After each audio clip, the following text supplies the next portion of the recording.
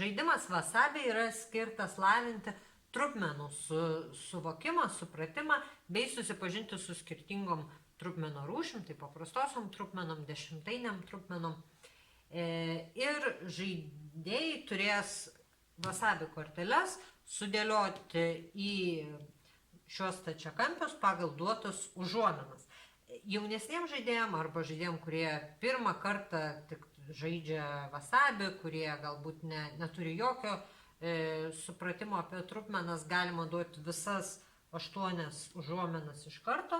Žaidžiant su vyresniais žaidėjais ar turinties daugiau patirties su trupmenomis, esantiems 4 klasiai, kurie jau gali suprasti visas šias užuominas, galima jų rašyti mažiau, pavyzdžiui, arba visai nerašyti užuomenų, tiesiog palikti, kad reikia sudėlioti į tuščius stačiakampius korteles ir paskui užrašyti, pagal kokias kategorijas juos sudėlioti ir sugrupavote.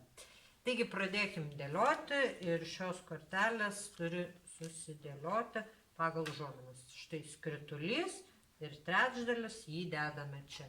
1/3, tai yra paprastoji trupmena žyminti trečdalį, vadinasi jos vieta čia. Ir taip sudėliojam visas kitas. Jeigu yra 2 identiškos kortelės, jas dedame į tą patį stačiakampį.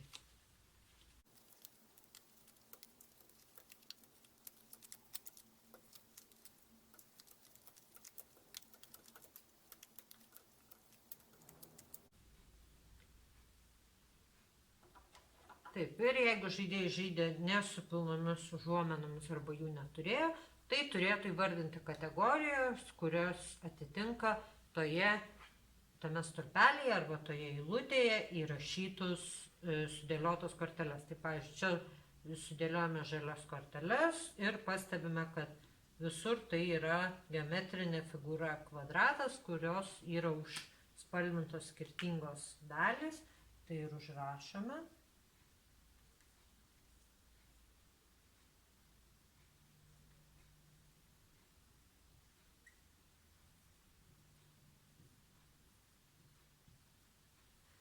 Taip, ir taip pat matome, kad čia visur yra užspalvinta pusė figūros, arba 1/2 yra pusė, 0,5 taip pat yra pusė skaičiaus. O čia visur užspalvintas 1/4, 1/4 ir 0,25 taip pat yra 1/4.